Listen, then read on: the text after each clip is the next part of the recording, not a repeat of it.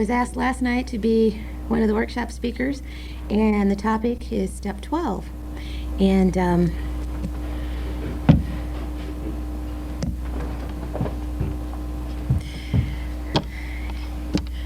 having had a spiritual awakening as a result of these steps, we tried to carry the message and practice these principles in all of our affairs. And I did have a spiritual awakening as a result of working the steps.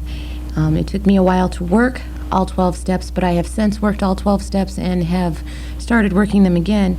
I've had 4 or 5 sponsors in the process during the time I've been clean, but I've gotten what I have needed from each one, and it's been a blessing to be involved with all the ladies that I was involved with. Trying to carry the message is important. I will say I went through a period of time where it was more about me than it was about the other addict. I got involved in life and got real busy and didn't go to as many meetings as I used to.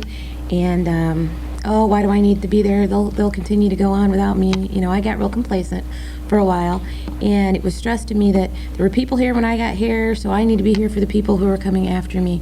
And once I got back into it, I enjoyed it and see the benefits from it. At one point I was very gung-ho, really into NA, doing service work, totally out of balance.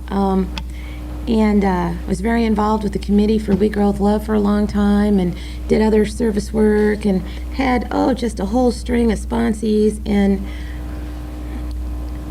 I got to the point where some of them faded away, and I got busy with other things, and my recovery didn't come first. But what I have found is sharing the message with the addict involves remembering to share the message with me, if that makes sense to any of you. That I had to start reading the literature again, and this is where I got kicked in the butt and got the sponsor that I have now, where I make a commitment pretty much every other Monday to go to her house, and I try to go to her house no matter what. We work the steps, we talk, share. No, I don't call her as much as maybe one thinks one should call their sponsor, but I've been told I'm pretty low maintenance sponsee, but it's nice to have that relationship with her. She shares the message with me, I share the message with her. Since I've gotten back involved, I didn't go to my home group as regularly as I should during that time, and now I try to go every Wednesday. My home group is the Best Day Meeting in town. It's in Goshen, if you guys are ever in Goshen on Wednesday nights. Being there when the newcomer comes in is very important.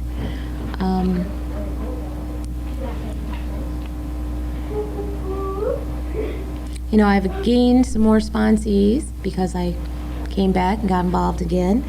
And I have one sponsee in particular who has taught me a great deal. She only has 4 months or so, but it's a beautiful thing because she is gung-ho like I used to be, and it has renewed my spiritual portion because she's so gung-ho. She wants to know, she wants to learn, she wants to do step work, she wants to go to meetings, she wants to go to other meetings, she wants to go to conventions. I mean, it's just a beautiful thing, all the fire that she's got for the program, and it's like regenerated my fire for the program. She's here this weekend and she's having a blast, and I'm also having a blast. And it's beautiful to see her grow and to ask questions, and it's nice to be able to share that like it was shared with me. Practicing the spiritual principles in all my affairs, I do try to practice the spiritual principles in my life. Spiritual principles are very important to me at work, at home, here. I went through a phase where I don't smoke anymore, my choice. I don't swear anymore, my choice. I believe that today I have a nice balance between my religion and NA, and I'm very grateful for that. I'm married to a recovering addict, which some days is very good, some days it's interesting.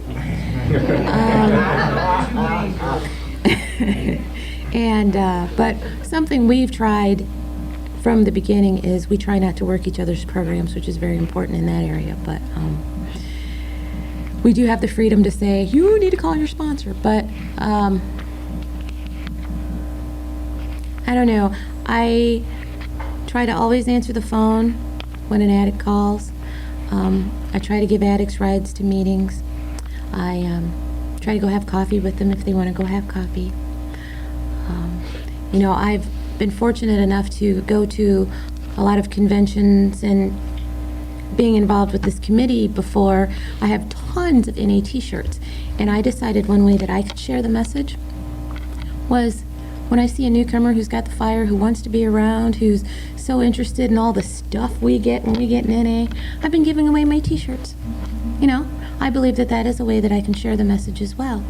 I believe I can also share the message by the way I live. I can tell them how to work the steps, share with them what I've done, share my experience, strength, and hope with them. But if they see me acting like a fool, what are they going to do? So I try to stay calm, try to be patient, try to be tolerant, try to go to meetings even when I don't want to, try to share at all the meetings at least once, so that people can know my name. I think that's very important as far as sharing the message, because if they don't know my name, they can't approach me. And if I don't know your name, I can't approach you. Because so many times people come into the meeting and they won't say anything, and they'll come to the meeting over and over and over again, but you don't know their name because they don't share. So we started something at our home group where we just go around, everybody says, their name and that they're an addict. That way at least you know their name, even if they don't want to share, and it's okay if they don't want to share. Now I'm really grateful to be clean and grateful to be an addict and grateful to have the tools of all 12 steps, not just the 12th step. And they are so written in the order they're written in for a reason, because you have to experience 1 through 11 before you can do 12, before you can experience 12. And 12 to me was an experience, and is an experience, We have to, we can't keep what we have without giving it away, and that's very evident to me. I have to be present, I have to share, I have to care. I really haven't drank enough coffee.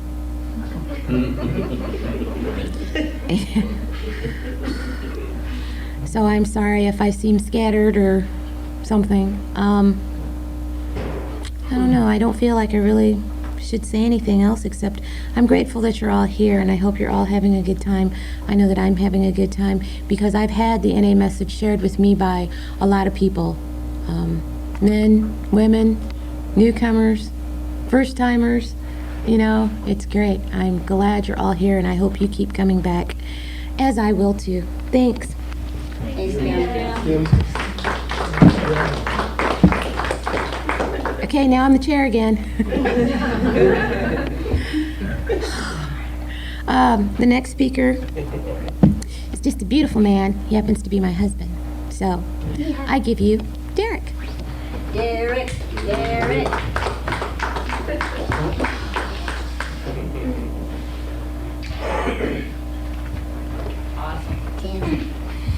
Hi, I'm an addict. My name's Derek. The cool thing about hugging my wife is, she's the only addict that I get to kiss when I hug her. The rest of you just get the hug. It's early in the morning, and you're probably going to have to listen to me babble for a few minutes before my higher power, or my concept of my higher power, decides to take over and start telling you guys what you came here to hear. But I want to say that what Kim did this morning is the epitome of the first part of the 12th step, because she didn't have to come up here and chair the meeting. She didn't have to get things started, and I don't know about you guys, but if anybody's ever spoken someplace, but when I'm asked to speak someplace, I kind of get this maybe prima donna attitude that, oh, I'm the speaker, I don't have to do any service work today, and yet she did it selflessly because it was necessary, you know. And actually, we were kind of hoping that there was only one person in the room when we walked in here, and we was kind of hoping it'd stay that way. But I told the group that we were hanging out with last night, way too late, that anybody who really knew me, I didn't want here this morning anyway. So, and I'm looking around the room, and I see that there's a couple of people that know me. So, that makes me nervous. Even after all these years, I still get a little bit nervous about carrying the message. And I've been told, and I believe that that's a fairly decent indicator that what you're going to hear is going to be honesty and not ego so much. But I don't know if I've ever given any kind of a talk to anybody, even at my home group, that, you know, the first couple of minutes weren't filled with ego and my personality and this is who I am and this is the way I feel, and if you want what I got, then try this, you know, before God settles me down a little bit and takes over and starts carrying the message for me. And it's just kind of always been that way. An awakened spirit recognizes when it's time to surrender. An awakened spirit will keep you from continuing to walk into a situation or endure some kind of pain or difficulty over and over and over again, or relentlessly, just because you think, you know what, I'm gonna see this through, I'm gonna do this, and sometimes it's just not God's will, you know. Sometimes it's just not the right thing to continue to do something just because you think it's the right thing, or that you're compassionate about something. We addicts are very stubborn people, though, and we like to do things our way. I know I do, and there's been many situations in my recovery, especially in the arena of service work, where I've got locked and loaded on an idea and I'm gonna make this work, and you people are gonna get on board with this idea one way or the other, and it didn't work, you know, because it wasn't spiritual, you know, and I came to a point eventually, and usually do, that my spirit is reawakened to the idea that surrender is the key here. Anybody that's involved with the North Central AFC knows that, or any AFC for that matter, that when there's controversial issues that people are passionate about, that not everybody's on the same side. And it doesn't make either side wrong, it just makes both sides different. And learning how to surrender to that is very important, because we can confront one another and we can conflict with one another and never get anything done. Or, having had a spiritual awakening, we can say, you know what, I can appreciate your point of view. I hope that you can appreciate my point of view. How do we get to the middle ground and move forward and make this idea work, you know? An awakened spirit learns how to trust and have faith and have hope that this process works. When I first got to Narcotics Anonymous, I knew that nothing else had worked. I was convinced beyond a shadow of doubt that I had a problem with drugs. I had a problem with life. And they said, go to Narcotics Anonymous. So, okay, I went to Narcotics Anonymous, and they said, keep coming back, it works. And I trusted that. And I kept coming back until I got to the point where, you know what, I'm seeing not only changes in my life, but I'm seeing other people changing in their life and getting a little bit better, and actually applying a spiritual principle once in a while, and trying to do the right thing, and thinking right and acting right and just being right. And at that point I had hope that I could do that too. And surrender is the spiritual principle for me in the first step, and trust, faith, and hope are the spiritual principles in the second step.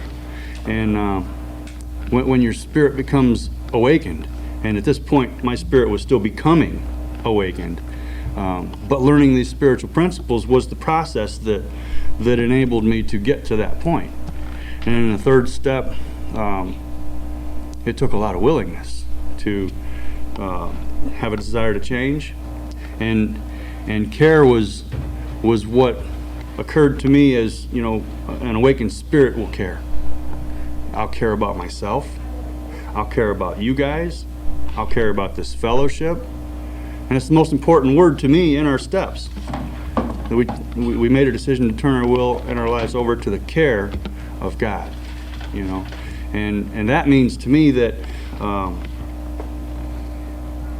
if I make a choice, whether it's a good choice or a bad choice, whether my back's against the wall or whether it's just the right thing to do, that no matter what that choice is, that God is going to enable me or us to endure the choices that we make to carry through. And if we make good choices, there's rewards in it for us, usually, blessings. And if we make bad choices, there's learning, which is a blessing in the end.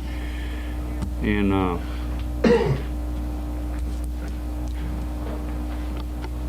the process continues for this awakening of the Spirit, because to me, we all start carrying the message from the day we walk in here if you share a meeting, you know, because that's what we're doing, is carrying the message, hopefully. You know, sometimes we have to tell somebody, you know, we try not to mention that at our meetings. We only share once, you know. We try to explain to the newcomers and to the overzealous people that come into our rooms that, you know, there's a certain NA meeting etiquette that we try to follow so that the maximum benefit of the content of our meetings can be achieved. And that's carrying the message. You know, because I walked into the meetings one time and I decided I wanted to put on this canoe trip, you know, and I'm drawing NA symbols on this little flyer that I'm making up and calling it a Narcotics Anonymous event and all this other stuff, and I never ran it by anybody. This was just an idea that I had, and I wanted to do it, and let's go boating, you know. And somebody pulled me off to the side and says, "You can't do that." I said, "Why not? It's going to be a bunch of fun for a bunch of addicts, you know, no drugs or drinking or nothing of that, you know." And they said, "Because you're violating the tradition. Narcotics Anonymous hasn't sanctioned this event that you're putting its name on," you know. And I was grateful for that.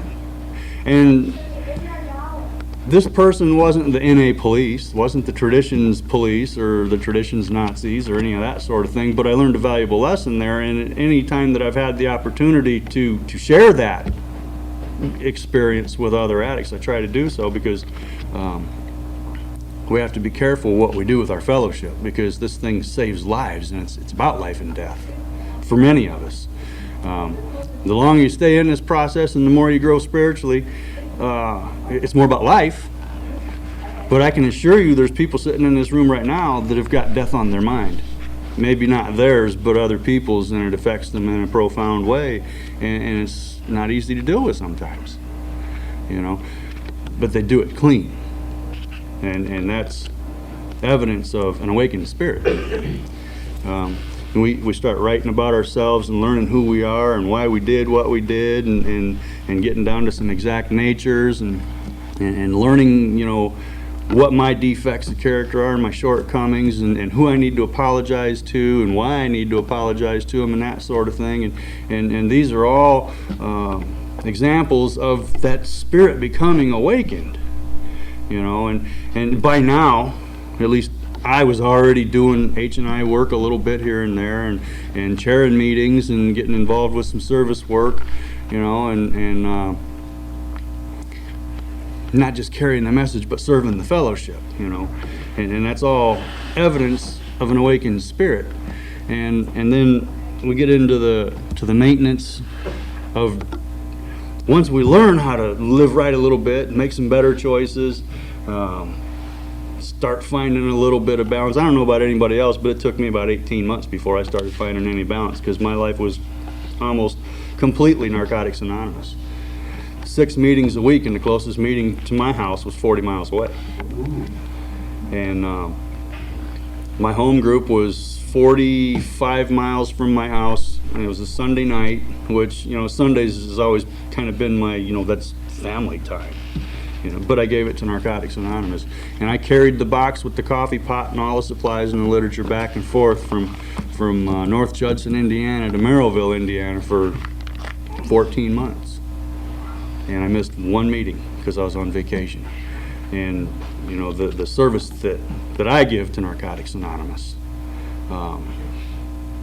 is part of carrying the message. You know, I didn't start doing it for the right reasons. You know, when I started doing service work, I didn't have the spiritual awakening yet, and so my reasons were all selfish. They were, excuse me, they were about feeding my ego and making me feel better as a human being.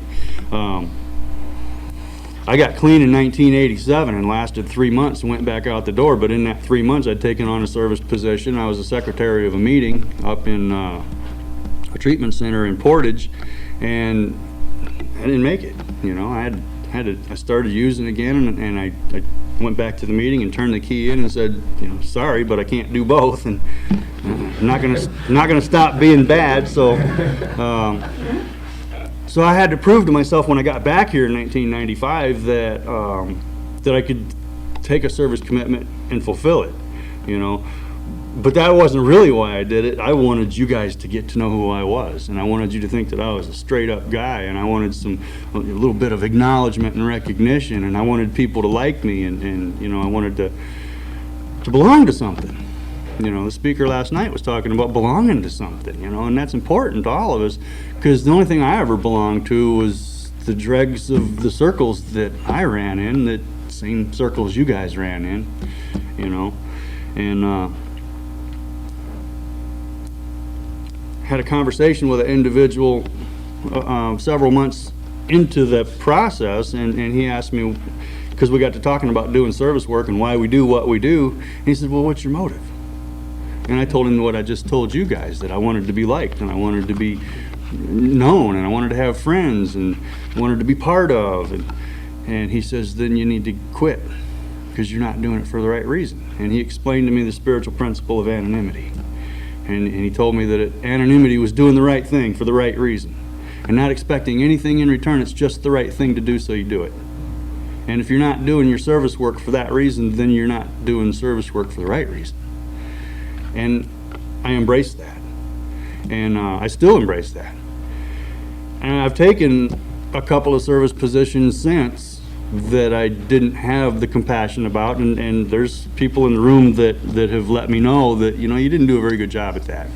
You fulfilled the commitment time-wise, but you didn't fulfill the commitment spiritually principled-wise, you know. And I said, yeah, I know that, you know. But somebody had to do it, you know, and again, I was doing, even years into recovery, doing the right thing for the wrong reason, you know.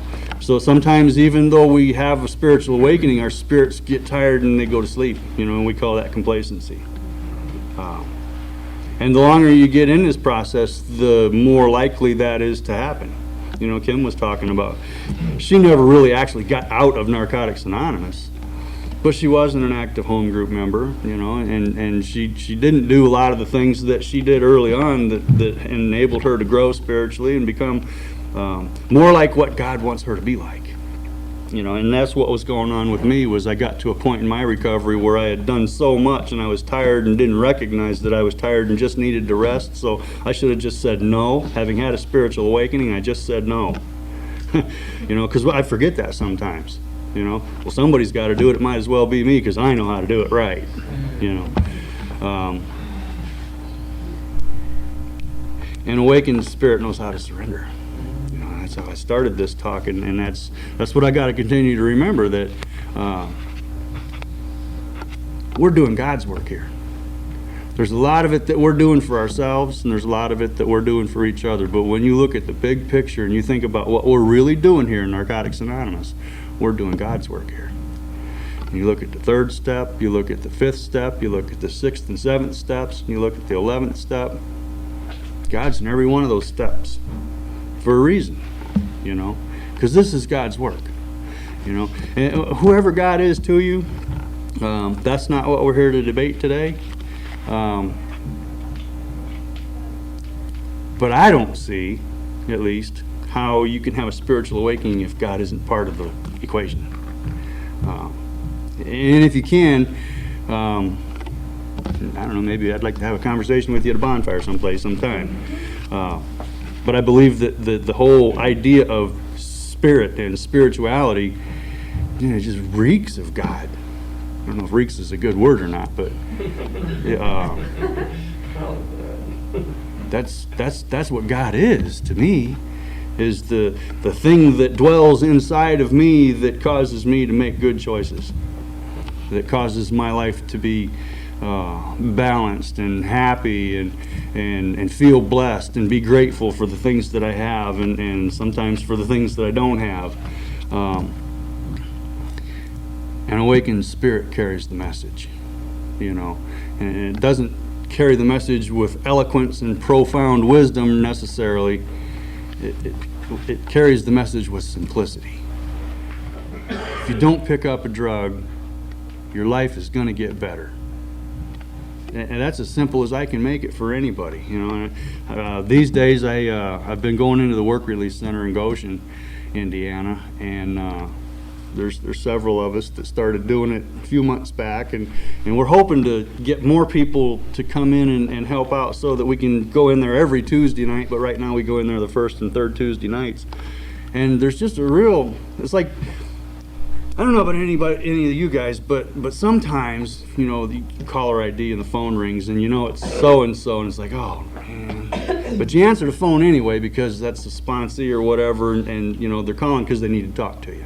Or it's ASC day and you got to go to area, and it's like, oh, man. But you show up anyway, And sometimes it's like that with this H&I commitment going into the jail. It's like, oh, man, it's the third Tuesday, But I get there, and when these guys walk into the room and we start talking about Narcotics Anonymous and the freedom that it gives us, there's this like glow that starts coming over their faces, and they're so happy to see it in there, because they're pinned in, They get to go to work, but other than that, they're incarcerated. They don't have the freedom that I've got, and I get to leave. That's the beauty of going into the facility is they'll open that door for me and let me back out. If you really knew who I was, But, I think that's awesome, that freedom. And I wanted to talk about the symbol a little bit.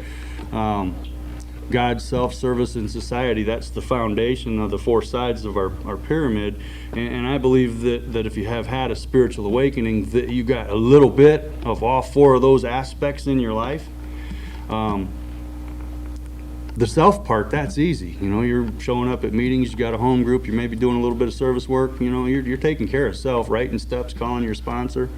The God part, that's kind of all part of the program, and maybe you're going to church now or finding some other kind of spiritual venue that you can continue to,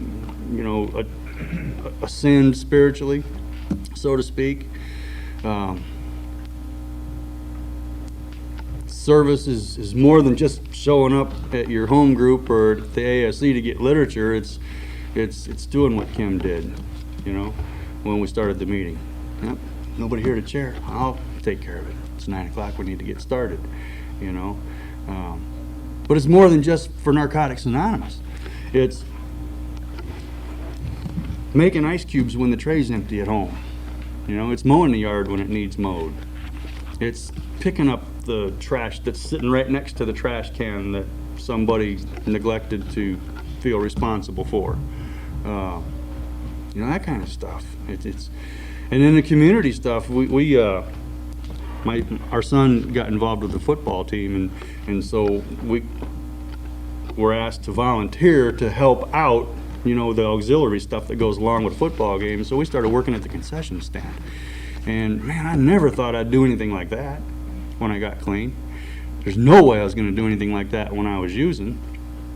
And then I got there, it's hard work. It's hot, August, September, it's 85 degrees and you're in this little kitchen thing, making up hot dogs and nachos and stuff and giving it to all these ungrateful teenagers. And you can't see the game, and that's why you're there in the first place. But you know what? When you get done, you did something good for your community. And that whole society leg of our pyramid, I believe, is real important. Ring bells for the Salvation Army. Man, I wanted to pop those people when I was walking into the mall at Christmas time, and then I became one of them people, And I can't describe the amount of gratitude that I had being able to give back to my community like that, and driving on the roads and obeying the speed limits and the stop signs and things like that, and just not being a menace to society. That's one way that we give back to our communities and our societies. But take a look at that if you haven't taken a look at that. You know, what are you doing for your community today? What are you doing for your society? What are you doing in your household or your neighborhood or your church or any other public venue that you have the opportunity to be a part of? You know, are you just going there and getting from it, or are you giving something back? You know, because having had a spiritual awakening, I will do something to participate and to be a part of that. And in that long line that goes to the point, it's called goodwill. You know, and I've really taken a hard look at that here lately, and it's about loving your fellow man. Just that simply, loving your fellow man. I don't care who you are or what you do or what you've done wrong or how despicable an act you've committed. If you're a member of Narcotics Anonymous, I love you. And if I can help you stay clean and learn about how to apply a spiritual principle in one of our steps or all of our steps, I'm volunteering. A man that I'm not real close to, but I still keep in contact with, committed a really despicable act and ended up in prison. And he's going to get out soon, and he wants to come back to Narcotics Anonymous. And he was asking me when he called me recently, am I going to be able to come back to the meetings and not get beat up or whatever? And I said, I don't know, but I'm not gonna. You know, he said, well, are you still my sponsor? And I said, if you say I'm still your sponsor, that's your choice, not mine. I've never decertified a sponsee. I don't believe in that. I believe that when somebody comes to me and says, will you be my sponsor, that's God's work. That's right. And I don't have the authority to undermine what God has done. So if there's anybody out there that ever asked me to be their sponsor and you're wondering if you still have a sponsor, yeah, you do, if you want one. And that's part of having had a spiritual awakening, you know. The cool thing about Narcotics Anonymous is it's so diverse. There's people that come from so many walks of life, and I've walked a whole bunch of different paths since I've got here. I've been an ascetic, I've been an Indian, I've been a Jew, I've been a Christian, I've been an atheist, I've been a pagan. It's what I read. I read about all these different things, and while I'm reading these books, I've been a Mason, I've been a Knights Templar, I've protected the secret of the lineage of Jesus with the Prior de Sion. It's what I read, you know. And Narcotics Anonymous has no opinion on outside issues, hence. But all of this is part of my spiritual awakening. It's all part of me trying to discover who and what God is, and what I've discovered is, because I can't talk about a spiritual awakening without talking about God, is that I got an idea, a concept that is very indescribable in English language, what and who God is. And I like it that way because I used to be able to define God. And when I could define God, I could control God, and I was God. And my life got unmanageable. And when I don't know who God is and how powerful God is, and I can't confine God to a box, then God is everything and God works. And consequently, my life is more simple. It's like, you know what? You're in charge and you know what you're doing. What doesn't kill me makes me stronger. God picked me because he knew that I could do it. And on page 56, and I'm a page and text quoter, on page 56 in the basic text it talks about if one person's pain helps another addict stay clean, then it was worth the suffering. And man, I'll tell you what, I've gone through some stuff. I went through a deal, I'm not going to describe what it was, but I shared about it rather openly when I was recovering over in the South Shore area, and men started coming out of the woodwork saying, man, I got the same issue. I thought I was the only one. So whatever your secret is, man, I'll tell you what, if you can grow yourself spiritually to the point where you're fit enough to talk about it, You don't know how many lives that you're going to impact, how many people that you're going to help, just knowing that you did it too. You know, we've all heard the fifth step jokes that I'm not going to repeat, but one of the things that I've learned that indicates that I've had a spiritual awakening is that I don't have to be profane when I communicate with people. I can tolerate it. I don't mind. I don't really have an opinion on it. If that's how you communicate, that's how you communicate, and that's fine. But God has blessed me with enough intelligence and wisdom and a spiritually principled being about myself that I don't have to use profanity to have communication with people. He's given me the opportunities to, you know, those loans we make in Narcotics Anonymous. Hey man, if you can give me $50, I'll get you back Friday, and then you never see the $50 again. Thank you, God, for the ability to help that person out, make that gift. I've been able to do that on many occasions, and give rides and welcome people into our homes. We used to do every Christmas Eve. Kim used to have a what she called the Christmas Eve cookie party, and we did it at a different time this year. It was a couple of weeks before Christmas, and we didn't know how many people were going to show up because we hadn't done it in a couple of years. And she was talking about giving T-shirts away to newcomers, and we took a stack of T-shirts that we were going to donate to the auction, or I think maybe we'd already donated them to the auction and they came back or something. I don't know, but anyway, we had these T-shirts, and you know, I don't believe in taking my NA T-shirts down to the Goodwill, so we just stuck them on a chair right by the entry of our house, and anybody that was new to the fellowship, we told them, you know, there's a stack of T-shirts there, pick whichever ones you want. And there were a couple of young ladies that had come over to the party that were just ecstatic about the whole idea that they had an NA T-shirt, you know, because they didn't know where to get one, you know. And that's one of the ways that we carry the message with our generosity, you know. The love that we show one another, that goodwill, that, you know what, no matter what, if you just don't use it, it's going to be all right. You know, that hug that we give each other at the meeting when you're collecting clean time or just walking through the door, it means I care about you, and if there's anything I can do to help you in your recovery, let me know. I'm here. I'm volunteering for that, you know. And we used to have at my home group, my old home group, we used to have what we called a huggers and greeters, you know, and then two people would stand at the door, and their responsibility was to hug everybody that walked through that door that wanted one. Sometimes you just can't force an individual to take a hug, but and they stopped doing that, and you know, I think the fellowship has changed a little bit, at least in our area, and we grow through these pains and these changes, you know, off and on everywhere, you know. And some areas are just really happening right now, and in some areas you don't know if they're going to have an area next month, and what I got to constantly remind myself is that it's all God's work.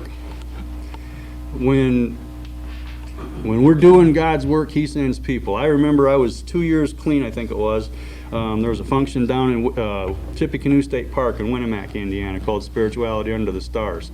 And our area was going through a growing spurt, I'll say. And the whole entertainment subcommittee bailed on me when I got down there. I lived 20 minutes away, so I was 40 miles away from all the meetings, but Tippecanoe River State Park was only 15-20 minutes away from home. So, you know, I volunteered to take the wood down there and get the groceries and all that stuff. Well, I get down there and there's no subcommittee members. Wow. And I'm freaking, I'm pulling my hair. I was like, oh my God, what are we going to do? I got to go up to the front and I got to, you know, pay the rent, and I got to get stuff set up, and I got to make coffee. And an addict walked up to me and he said, what can I do? Do you need some help? And that was God doing for me what I couldn't do for or wouldn't do for myself. Because I'm a control freak, still working on that. Having had a spiritual awakening, we say, yeah, I could use some help. Because I used to always say, no, I got it. You know, and then while I make you stand off to the side and not help me, when I get done, all sweating and tired and having my resentment, what's your problem? Why didn't you help? Couldn't you see that I needed help with that? You know? I'm not as bad, but I'm still that way. you know. I'll be working in the garage, or we just got done remodeling our house, and I'd be doing this or that little project. I was staining and varnishing some trim the other night, and Kim walked in and she said, "Honey, can I help you?" I said, "No, I'm fine. I got it." You know, and I was fine, and I didn't really need any help. But you know what? By saying, "No, I got it," I denied her the opportunity to participate in that process. And that's not goodwill. That's not having a spiritual awakening. That's having a self-centered moment. That's exactly what that was, you know. So for that, I make my amends right here to you now in public. And it's amazing how many amends that, if you really think about it, that we owe. I know that I owe.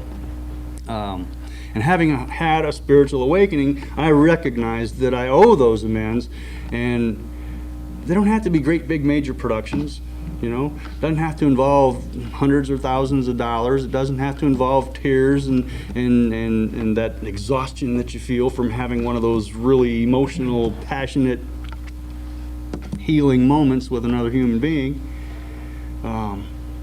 It can just be the real simple stuff like, you know, when I was the GSR that meeting, and I took the money home, and I needed gas on the way home, and I spent $15, and I just need to tell my home group that I put the money back as soon as I got to the bank the next day, but I had to use the money to put the gas in my tank.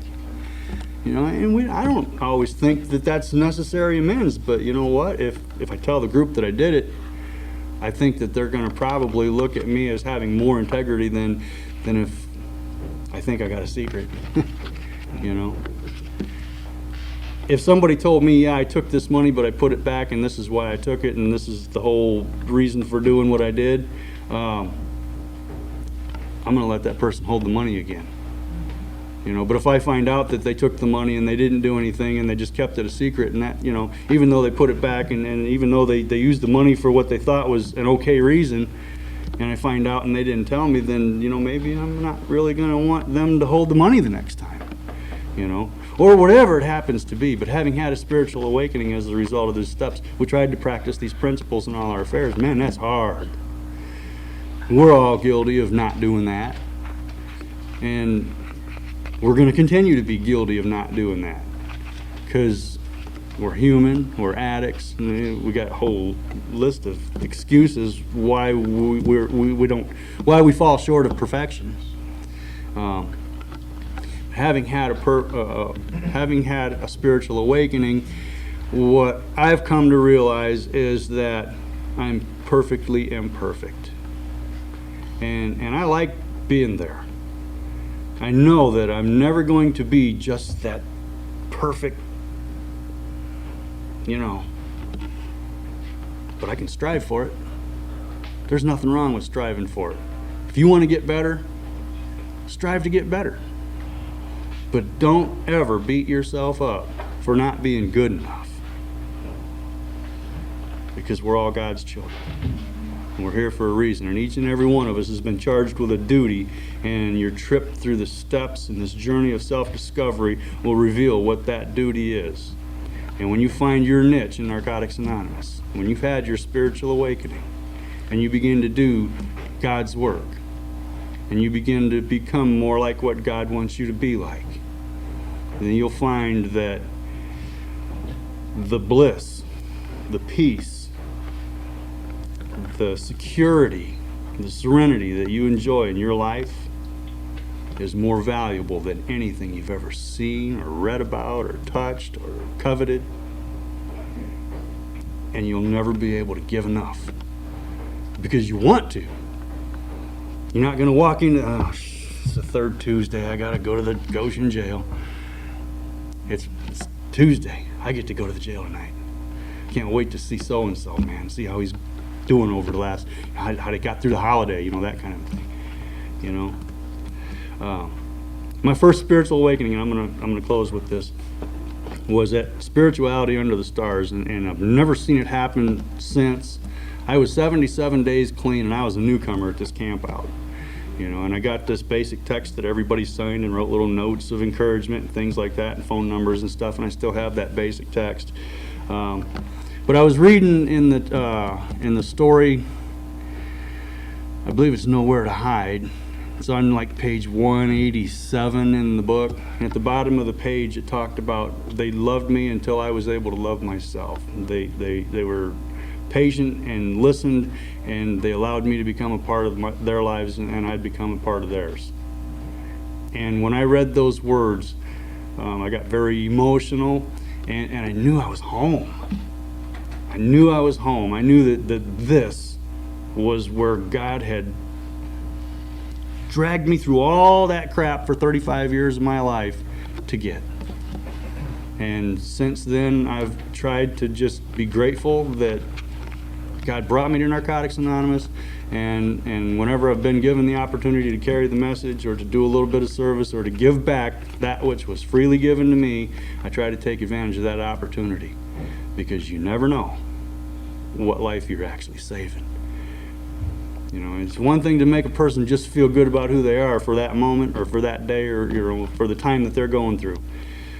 But you might be saving somebody's life just by saying, welcome to Narcotics Anonymous. Have this hug that says, I care about you. Just for today, I will have faith in someone in NA who believes in me, who wants to help me in my recovery. That's all I got.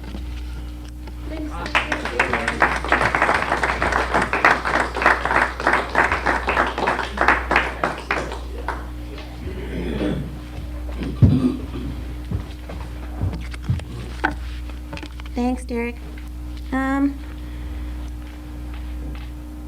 The workshop is over at 10:30. If anybody wants to share, feel free. We have about 25 minutes, so you're welcome to come up and share. Just remember you're being taped, and if you don't want to be taped, let the taper know. Thanks, Sleepy.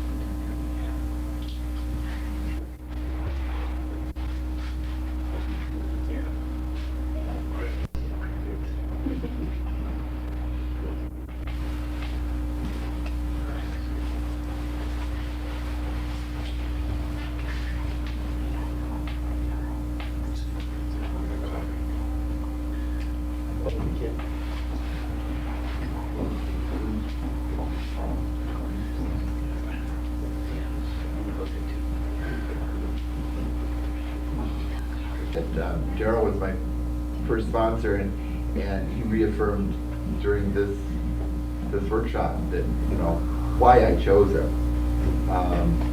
because he touched my heart many times through this, and I love hearing from Kim too. And it's interesting because I've been with the two of you for so long that I've followed your path and seen your as a couple, your path, you know, through the recovery process too. But yeah, it reaffirmed, you know, that God knows what He's doing when He puts people into our lives, and I guess I have to stop questioning that. That's all I got. Thanks, John. Like, we know what that means. Right. Can I just say one thing? Can I just say one thing? I just want to say thank you. Because it takes a lot of courage. Service work is, like you said, getting up, whether you're tired or not, to come in and not only chair a workshop, but speak at a workshop on your experience, strength, and hope. And I just want to say thank you. Thank you, dear. Thank you. Yeah. Right, right.